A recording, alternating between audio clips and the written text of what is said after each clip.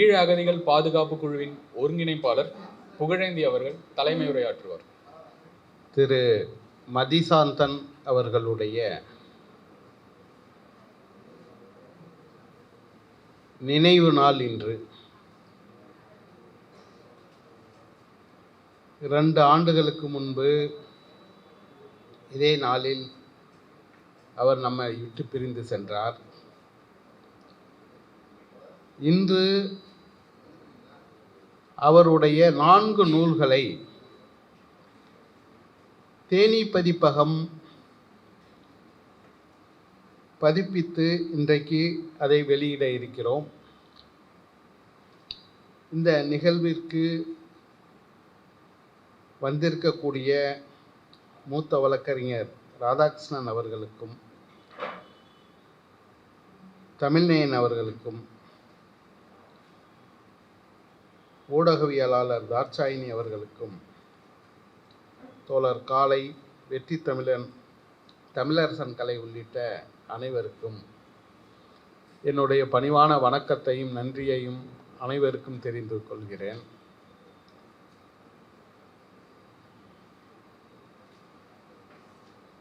சாந்தன் அவர்களை பற்றி நான் உண்மையிலேயே இந்த வழக்கில் நான் 2005 காலகட்டத்தில் தான் அவர்களோடு இந்த வழக்கில் உள்ளவர் மற்றவர்களோடும் சாந்தனோடும் எனக்கு பழக்கம் ஏற்பட்டது. சாந்தன் இருப்பதிலேயே இருக்கக்கூடிய மற்ற எல்லாரையும் விட மிக மிக அமைதியான நபர். அவர் யார், அவர் எதற்காக தமிழ்நாட்டுக்கு வந்தார், என்ன செய்கிறாரு அப்படின்றத எந்த விஷயத்தையுமே அவர் ஒரு வார்த்தை கூட அவர் வாயிலிருந்து யாராலும் வாங்க முடியாது, சொல்ல முடியாது. வெளிப்படையாக பேசவும் மாட்டார். அவர் மீது 2 குற்றச்சாட்டுகள் இங்கு உண்டு. ஒன்று பத்மநாபா கொலை வழக்கு, 2வது ராஜீவ்காந்தி கொலை வழக்கு. பத்மநாபா கொலை வழக்கில் அவர் விடுதலையானார். இந்த வழக்கில் தண்டனை ஆனாலும் கூட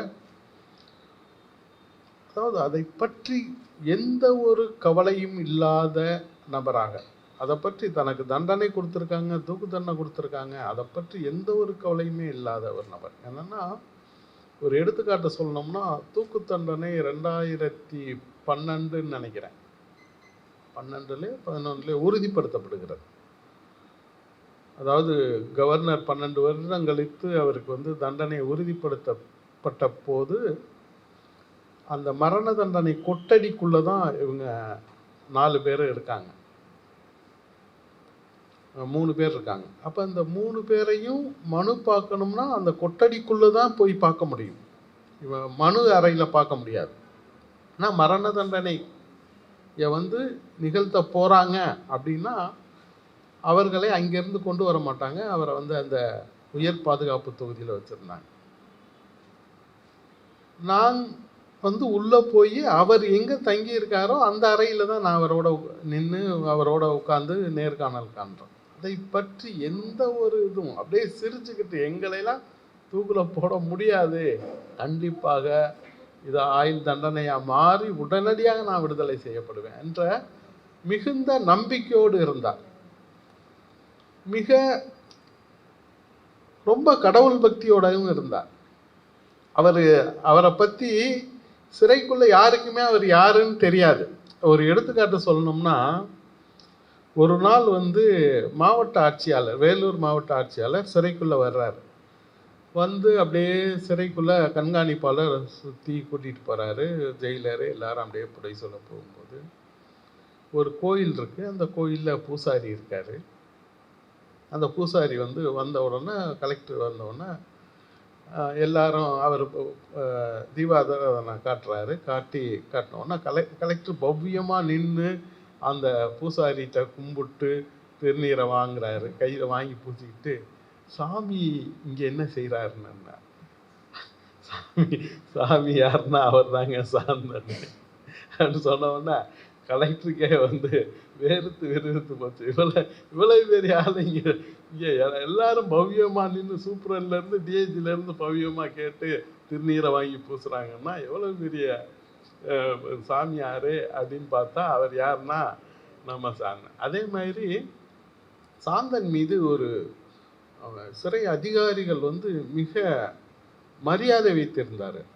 அது காரணம் என்னன்னா, அவர் சொன்னால் பலிக்கும் அப்படின்ற ஒரு நம்பிக்கை அவர்கள்ட்ட இருந்தது. அவர் கூட பல்வேறு விஷயங்களில் என்கிட்ட பேசும்போது சொல்லுவார், நான் சொன்னேன்னா அது சரியாக நடக்கும் அப்படின்ட்டு. அதற்கு ஒரு எடுத்துக்காட்டாக என்னென்னா, ஒரு சிறை கண்காணிப்பாளருக்கு வந்து அவருக்கு வந்து டிஐஜி ப்ரமோஷன் கிடைக்கவே இல்லை, ரொம்ப நாளாக கிடைக்கல. ஒரு நாள் வந்து இவர்கிட்ட வந்து சொல்கிறார். சொன்ன உடனே அவர் பூஜையெல்லாம் பண்ணி முடித்து கற்பனை, நாளைக்கு உங்களுக்கு நல்ல செய்தி வரும் காலையில் அப்படின்னாரு. காலையில் அவருக்கு டிஐஜி ப்ரமோஷன் வந்துருச்சு. வந்த உடனே அதுலேருந்து அவர் வந்து சாந்தனோட பக்தனாகவே மாறிட்டு போயிட்டார் அந்த டிஐஜி. அந்த அளவுக்கு வந்து சாந்தன் வந்து, அதாவது தன்னை ஒரு இறை பக்தனாக தான் சொல்லுவது நடக்கும் என்பது மட்டும் இல்லை, அதனால அதுதான் அவர் வந்து அந்த தூக்கு தண்டனை காலகட்டத்தில் கூட தன்னை தூக்கில் போட முடியாது, தான் கண்டிப்பாக இந்த வழக்கில் இருந்து நான் விடுதலை அடைவேன் அப்படின்ற அந்த நம்பிக்கையோடு இருந்தார். அதே மாதிரி ரொம்ப ரொம்ப இருக்கிறதுலே ரொம்ப தெளிவான நபர். யார்கிட்ட பேசணும் யார்கிட்ட பேசக்கூடாது அப்படின்றதுல ரொம்ப தெளிவாக இருப்பார். என்னையே கூட வைங்களேன், ஒரு நாள் மனு போட்டு நான் பார்த்துக்கிட்டு இருக்கேன், நாளையிலேருந்து என்னை நீ மனு போடக்கூடாதுன்ட்டாரு. கிட்டத்தட்ட 4 ஆண்டுகள் நான் அவரை மனுவே பார்க்கல. நான் சொல்லும்போது மட்டும்தான் நீ மனு போடணும், சும்மாலாம் போடக்கூடாது அப்படின்றாரு. அப்புறம் கிட்டத்தட்ட 4 ஆண்டு கழித்து ரகோத்தமன் ஒரு புத்தகம் எழுதியிருந்தார். அந்த புத்தகத்துக்கு மேலே ரகோத்தமன் மேலே வழக்கு போடணும்னு என்னை உடனடியாக வர சொன்னார். அப்போ போனேன். போகும்போது ரகோத்தமன் வந்து அந்த சம்பவத்தை பொறுத்தளவில் ஒரு 10 புகைப்படங்கள் தான் முதல்ல வெளிவந்தது. அந்த புகைப்படங்களில் ஒரு புகைப்படம் வந்து ராஜீவ்காந்தி பக்கத்தில் ஒரு கையை வச்சு ஒரு நபர் தள்ளுறார். கிட்ட வருது, அவர் ஒரு துண்டு போட்டிருக்காரு, கையை வச்சு அப்படி தள்ளுறது. அரசு வழக்குப்படி என்னன்னா, சாந்தன் சம்பவ இடத்துக்கு போகலை, அவர் வீட்டிலேயே இருந்துக்கிட்டார். இவங்க கிளம்பும்போது அவங்கள பார்த்ததா தான் கேஸ். ஆனால் கிட்டத்தட்ட பல ஆண்டுகளுக்கு பின்னாடி இந்த வழக்கின் விசாரணை அதிகாரி ரகோத்தமன் அவர் எழுதுறாரு, சாந்தன் வந்து சம்பவ இடத்துக்கு போனார், ஆனால் அதை நாங்கள் முறையாக விசாரிக்கலை. பாருங்க, ஒரு புலனாய்வு சிபிஐனுடைய ஒரு புலனாய்வு இயக்கம் அந்த புகைப்படத்தில் இருக்கிற ஒரு ஃபோட்டோ, அந்த ஃபோட்டோ யாருன்னு கடைசி வரை அந்த விசாரணையெல்லாம் முடித்து தண்டனையெல்லாம் வழங்கினதுக்கு பின்னாடி கூட தெரியலை. அதை இப்போ சாந்தன் சொல்லி அவர் புத்தகத்தில் எழுதிட்டார். சாந்தன் உடனடியாக என்ன சொன்னார், இது தவறானது, அவருக்கு வந்து லீகல் நோட்டீஸ் கொடுத்து அவருக்கு மன்னிப்பு கேட்க வைங்க அப்படின்னு சொன்னார். நான் உடனே வந்து ராதாகிருஷ்ணன் சார்கிட்ட சொன்னேன். ஏன்னா ராஜீவ்காந்தி வழக்குகளில் வெளிப்படையாக நான் வந்து அவர்களுடைய வழக்கறிஞர்னு எல்லாருக்கும் தெரியுமே ஒழிய, ஆனால் உண்மையிலே நான் வழக்கறிஞர் இல்லை, ராதாகிருஷ்ணன் சார் தான் வழக்கறிஞர். நான் சும்மா வந்து அவர்களுடைய ஒரு சட்ட ஆலோசகர் அல்லது வந்து அவர்களை வந்து நேரடியாக சந்தித்து அவர்கள் என்ன விரும்புகிறார்கள், அவர்கள் என்ன நினைக்கிறார்களோ அதை நான் வந்து சார்கிட்ட சொல்லுவேன். ராதாகிருஷ்ணன் சார் அவர் தான் வந்து வழக்கை போடுவார். கிட்டத்தட்ட 100க்கும் மேற்பட்ட பொதுநல வழக்குகளை நமக்காக செய்திருக்கிறார். அந்த வகையில் ராஜீவ்காந்தி வழக்கை பொறுத்தளவில் கிட்டத்தட்ட ஒரு 60க்கும் மேற்பட்ட வழக்குகள் இவர்கள் விடுதலை ஆவதற்காக நம்ம சென்னை உயர்நீதிமன்றத்திலும் சரி உச்ச நீதிமன்றத்திலும் சரி தொடர்ச்சியாக போட்டோம்னா, நாம் அங்கே போட்டிருக்கோம்னா அதற்கு முழு முதற் காரணம் ராதாகிருஷ்ணன் சார் தான். அதுதான் காரணம். நான் சொல்ல வந்தது இதுன்னா, சாந்தன் அப்படி சொன்ன உடனே சார் மூலமாக உடனடியாக ரகோத்தமனுக்கு நோட்டீஸ் கொடுத்தோம். அதாவது ஒரு யார் இந்த வழக்கில் புலனாய்வு அதிகாரியாக இருந்தாரோ அந்த ரகோத்தமன் சாந்தனுக்கு நேரடியாக, எங்களுக்கு கூட எழுதலை, சாந்தனுக்கு நேரடியாக கடிதம் எழுதினார். எழுதி, நான் செய்தது தவறு, என்னை மன்னித்து கொள்ளுங்கள், கண்டிப்பாக உங்கள் விடுதலைக்கு நான் கண்டிப்பாக உதவி செய்வேன், நான் முயற்சி செய்வேன் அப்படின்னு சொல்லி ஒரு கடிதம் எழுதினார். எழுதினது மட்டும் இல்லாமல் தொடர்ச்சியாக மீடியாக்களில் இந்த வழக்கில் இவர்கள் இப்போ 7 பேர் அப்போ இருந்தாங்க இல்லையா, 3 பேர் தூக்கு தண்டனைக்கு பின்னாடி ஆயுள் தண்டனையாக மாற்றப்பட்டதிலிருந்து தொடர்ச்சியாக அவர்கள் 7 பேரையும் விடுதலை செய்யணும் அப்படின்னு தொடர்ச்சியாக அரசுக்கும் சரி அதே மாதிரி பொது மேடைகளிலும் சரி தொடர்ச்சியாக பேசி வந்தவர் அந்த வழக்கின் விசாரணை அதிகாரி ரகோத்தமன். அதனால் நம்ம அவருக்கு வந்து நன்றி சொல்லணும். ஏனென்றால் எந்த வழக்கிலும் ஒரு புலனாய்வு அதிகாரி அந்த வழக்கில் உள்ள குற்றஞ்சாட்டப்பட்ட நபருக்கு கடிதம் எழுதி மன்னிப்பு கேட்டதாக வரலாறே இல்லை. ஆனால் ரகோத்தமன் வெளிப்படையாக மன்னிப்பு கேட்டார். அது பத்திரிகைகள்லாம் வந்துச்சு. ஸோ அந்த அளவுக்கு வந்து இந்த வழக்கில் பல்வேறு விடயங்கள் நடந்தது. ஆகவே சாந்தனை பற்றி நாம் பல்வேறு விஷயங்கள் பேசலாம். உண்மையே சாந்தன் வந்து கடைசி காலகட்டத்தில் சாந்தனை அதாவது அவரை கேம்புக்கு வந்துட்டார். கேம்புக்கு வந்ததுக்கு பின்னாடி நாங்கள்லாம் போய் தொடர்ச்சியாக அவரோடு சாப்பிட்டோம். அவர் நல்லா தான் இருந்தார். திடீர்னு வந்து உடல்நிலை சரியில்லாமல் போனார். தேன் வந்து அடிக்கடி வந்து சிறைக்கும் சரி கேம்புக்கும் சரி போய் பார்த்துட்டு வந்தாங்க. அந்த வகையில் தான் அவங்க வந்து இவ்வளவு அவரிடமிருந்து பல்வேறு கவிதைகளையும் இந்த கட்டுரைகளையும் வாங்கினதே எனக்கு தெரியாது. கடைசியாக தான் தெரியும் இவ்வளவு அவர்கிட்ட இருந்து வாங்கியிருக்காங்கன்னு. அந்த அதற்கு பின்பு அவருக்கு உடல்நிலை சரியில்லை என்ற பின்பு நாங்கள் வந்து அரசு மருத்துவமனையில் அவரை கொண்டு வந்து சேர்த்த உடனடியாக நான் போகிறேன், மருத்துவமனையில் வச்சு பேசுகிறேன். பேசி முடித்த கொஞ்ச நேரத்திலேயே அவரை வந்து அதாவது ஐசியூக்கு கொண்டு போயிடறாங்க. ஐசியூவில் வந்து தொடர்ச்சியாக நாங்கள் ரெகுலராக போய் பார்க்குறோம். எங்களுக்கு நம்பிக்கை இருந்தது. அவர் வந்து அவருக்கு உயிருக்கு ஆபத்துன்ற ஆபத்து இருப்பதாக எனக்கு தெரியலை உண்மையிலேயே. அவரும் முழுசாக நம்பினார். வந்து எனக்கு வந்து 72 வயது வரை எனக்கு மரணம் இல்லை, நான் சாக மாட்டேன், நான் வந்து சித்தன், நான் வந்து அப்படின்னு அவர் நம்பினார். நான் வந்து ஒரு அதாவது சிவபக்தன், நான் வந்து முழுசாக வந்து நம்புகிறேன், நான் மரணம் அடைய மாட்டேன். அவர் சொல்கிறத வச்சுக்கிட்டு சில விஷயங்கள்ல நம்ம என்ன செஞ்சோம், சரி அவர் வந்து இது பண்ண மாட்டார் அப்படின்னு. அப்போ தான் அவர் வந்து பல்வேறு நேரங்களில் முகாம்கள்லையும் சொல்லுவார், சிறையிலையும் சொல்லுவார், என்னை பற்றி நீங்கள் கேட்கணும்னா என் மக்கள்கிட்ட போய் கேட்டுப்பார், எனக்கு எவ்வளவு வரவேற்பு கிடைக்கும் தெரியுமா என் ஊரில் அப்படின்னு சொல்லுவார். ஆனால் வந்து அதை வந்து நான் வந்து அதாவது எப்படி அவரை உயிரோடு எடுத்துகிட்டு போகிறதுக்காக நாங்கள் வந்து பல்வேறு நடவடிக்கைகள் மேற்கொண்டோம். கடைசி கட்டத்தில் கூட விமானங்களில் ஒரு ஆம்புலன்ஸை ஏற்பாடு பண்ணி, அதாவது பெட்டை ஏற்பாடு பண்ணி 12 சீட்டை புக் பண்ணி அதில் வந்து இது அந்த ஆம்புலன்ஸுக்குரிய அனைத்து கருவிகளையும் அங்கே வச்சு அவரை கொண்டு போகிறதுக்கு கிட்டத்தட்ட 5 லட்சம் ரூபா கேட்டாங்க. உடனடியாக நாங்கள் கட்டி எப்படியாவது அவரை வந்து உயிரோடு கொண்டு போயிடணும். ஏன்னா அவருடைய கடைசி ஆசை தன்னுடைய தாயிடமிருந்து ஒரு உணவை சாப்பிட்டா நான் வந்து இந்த நோயிலிருந்து போயிடுவேன். அதுதான் அவர் வந்து விரும்பினார். அதை கடைசி கூட வந்து மருத்துவர் கூட, தலைமை மருத்துவர் வந்து ஒத்துக்கிறவே இல்லை.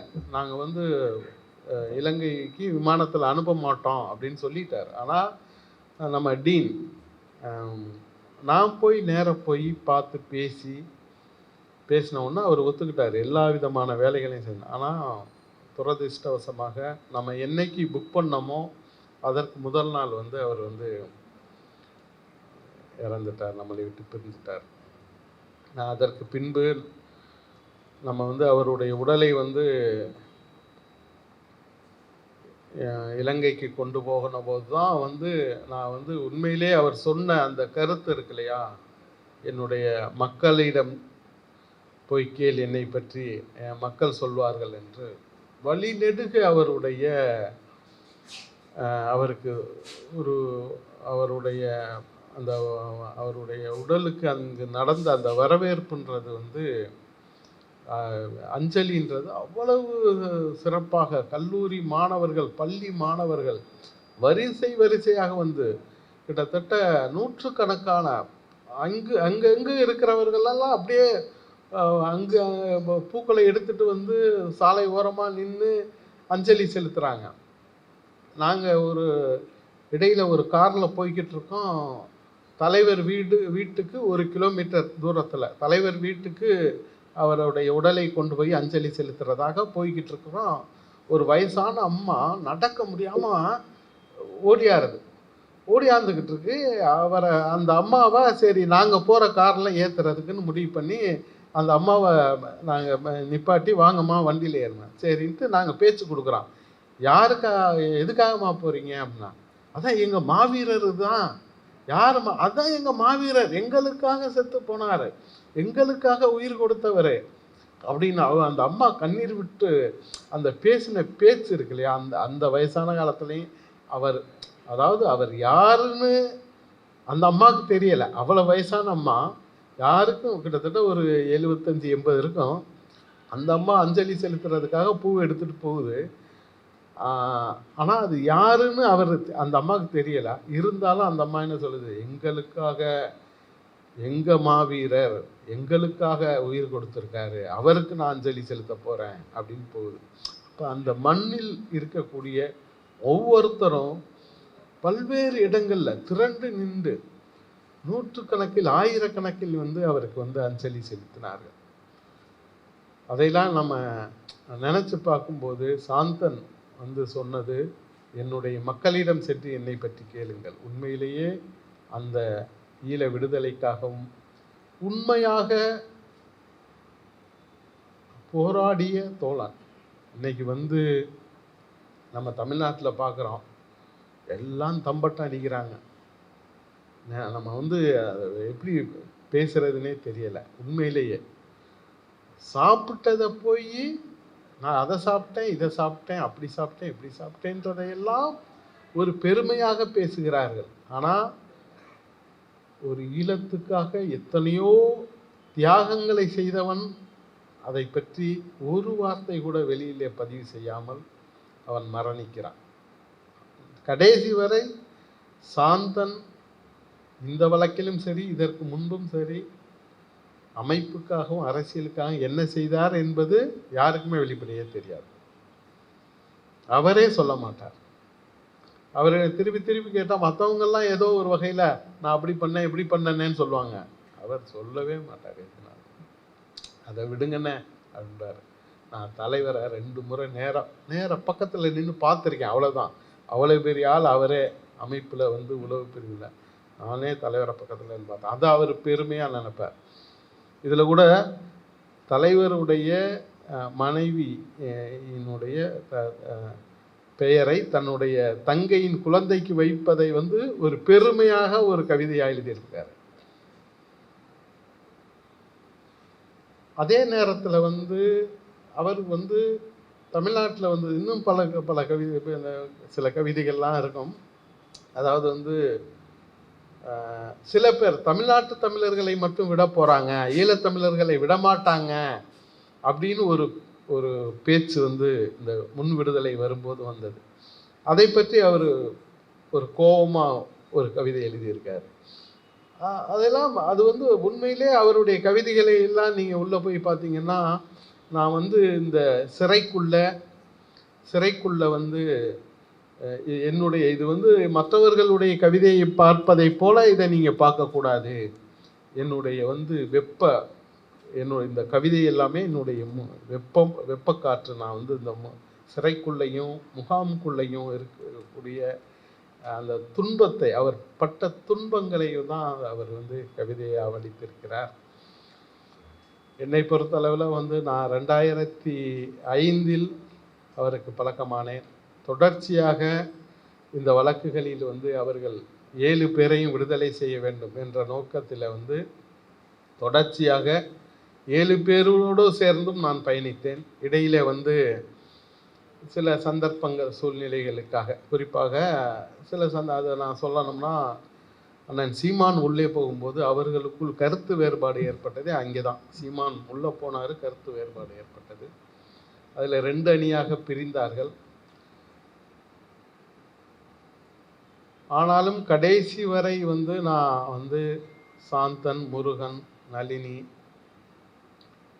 ரவிச்சந்திரன் இவர்களோடு தொடர்ச்சியாக பயணித்தேன்.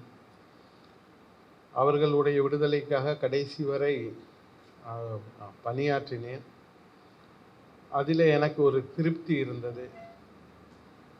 ஏனென்றால் தமிழீழ விடுதலைக்காக நம்ம வந்து போராடிய அந்த தோழர்களுக்கு இந்த மண்ணிலே வந்து அவர்கள் வந்து சிறைப்பட்டிருந்தாலும், அது என்ன வழக்காக இருந்தாலும் சரி, அவர்கள் தேச விடுதலைக்காக போராடுகிற போராளிகள். ஆகவே அந்த போராளிகளுக்காக நாம் வந்து அவர்களுக்காக நாங்கள் வந்து சட்ட ரீதியாகவும் சரி பல்வேறு வகையிலும் போராட்டம் நடத்தினோம். தமிழ் தேச மக்கள் கட்சி அதற்காக பல்வேறு போராட்டங்களிலே தோழர்கள் கலந்து கொண்டார்கள். ஆகவே சாந்தனுடைய நினைவுகளை நாம் வந்து இப்போ வந்து 2 ஆண்டுகளாக சுமந்து கொண்டிருக்கிறோம். அந்த வகையில் 2ஆம் ஆண்டு அவருடைய நினைவு நாளிலே அவர் தமிழீழத்திற்காக, தமிழீழ விடுதலைக்காக தன்னுடைய கனவை சுமந்து தமிழீழ விடுதலை அந்த போரிலே பங்கேற்று, அந்த அமைப்பிலே பங்கேற்று, பின்னாளிலே அவர் வந்து மாவீரராகி இருக்கிறார். ஆகவே அவருக்கு இந்த 2ஆம் ஆண்டிலே அவருடைய நினைவை நெஞ்சிலேந்தி இங்கு வந்திருக்கக்கூடிய அனைவருக்கும் நன்றியை தெரிவித்துக்கொண்டு, அவருக்கு என்னுடைய வீர வணக்கத்தை தெரிவித்துக்கொண்டு விடைபெறுகிறேன். நன்றி, வணக்கம்.